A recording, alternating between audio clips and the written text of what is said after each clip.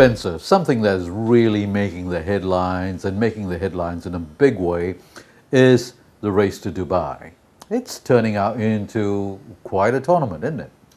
It's fantastic. Look, I mean, I think particularly we look at the economic situation in the world and the gloom and doom. And you have to say they came out with this, the beginning of last year, before all of this. The timing was pretty good on that. And it is an amazing amount of money. We're talking of tens of millions of pounds that they're going to be playing for on the European Tour, all leading into Dubai, where they're going to have this World Golf Championship with 10 million, I think, as the purse there. Unprecedented sort of money. And it's made for fascinating sort of debate and discussion and viewing. And one of the great things, and I think people are starting to see a little bit of a shift in power from the US Tour to the European Tour. Now, the US Tour has always been the world's #1 tour, the biggest purses, the best TV exposure, the most world ranking points, and those are the things that sort of attract all the top players.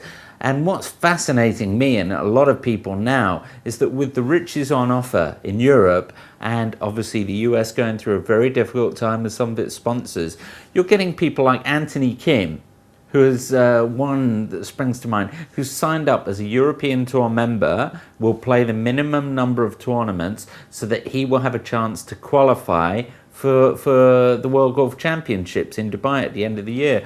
One of the great, and I know in Europe they really sort of went to town on it, one of these early season events in the Middle East, they had, I think, 7 of the world's top 12 or 15 players.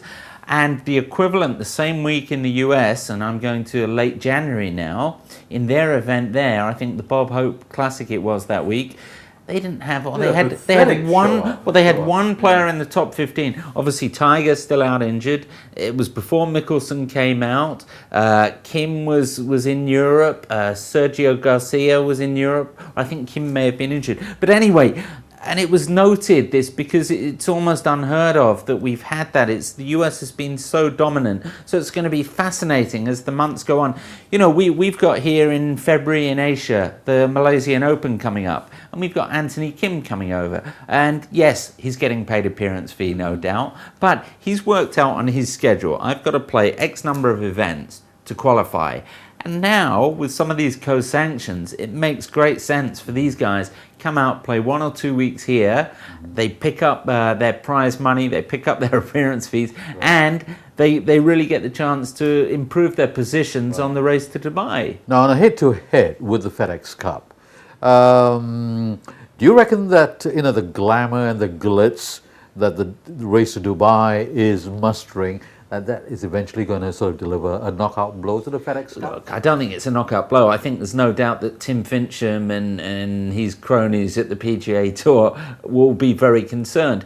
They've had 2 kind of duds so far with the FedEx Cup since they launched it, and they've been very unlucky. I mean, who could have predicted that VJ would win the first 2 tournaments and kill the thing last year? And they'd made changes, and I know that they've made changes again this year to try and ensure that it does go right down to the wire, because with any playoffs, that's how it's got to be to succeed. They were obviously very unfortunate last year. Tiger was injured, so he was out, and it lacked the appeal, the quality. It didn't get the TV ratings, and as you and I know, that's what draws the revenue. That's where the funds come from. So look, it's certainly, I know a lot of the European Tour officials are kind of a bit smug at the moment and rubbing their hands with glee because they're definitely in the ascendancy. But no, look, I think this year, maybe 3rd time, the FedEx Series, I think they might have got that right, and it will go down to the wire. And let's hope for 2 wonderful conclusions, both to the race to Dubai for Europe and the FedEx Cup.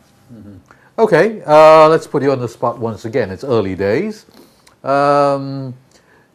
Are you following any particular player? Do you reckon anyone's really going to shine? Is it going to be Sergio, or is it going to be this young brat, McIlroy? Well, I've heard him called a lot of things. I don't think he seems actually a very... No, I didn't mean it. I didn't mean it in a derogatory sense. You know, I meant a kid. Yes, right. And he is. He's what, 19 years old still, and what an amazing story. We saw him in Asia quite a lot at the end of last year, and in fact, in the UBS Hong Kong Open, it looked like he was going to win that. Eventually, got beaten. I don't know if you remember, by this miracle stroke by Lin Wen Tang in the playoff. But people have been saying for 4 or 5 years that he is going to be something special. I saw him, Mike, playing at Fanling, the Hong Kong Golf Club, in the Faudo Series Asia. As a kid, a real kid? I think 4 years ago, so he'd have been 14, 15 then. Incredible. And I remember Nick Faldo played a couple of holes with 3 or 4 of them. And he's small now. He was tiny then. He was by a long way the smallest guy in this group. And they all drove off on the first.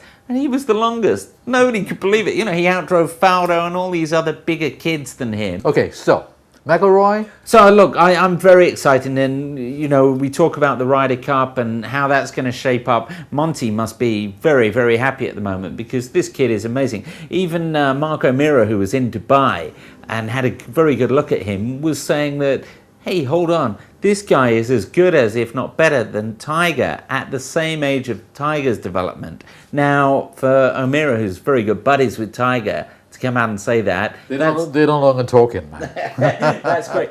Look, on the US, there's so much depth on that tour, and there are great players, and I was very impressed with Pat Perez and his victory. Really, I think, showed some great form there. He's had his breakthrough, and I think in the coming weeks, as we build up to the US Masters, you're really going to see some other young guys coming through. And no, I think it's going to be an exciting race on both sides of the Atlantic.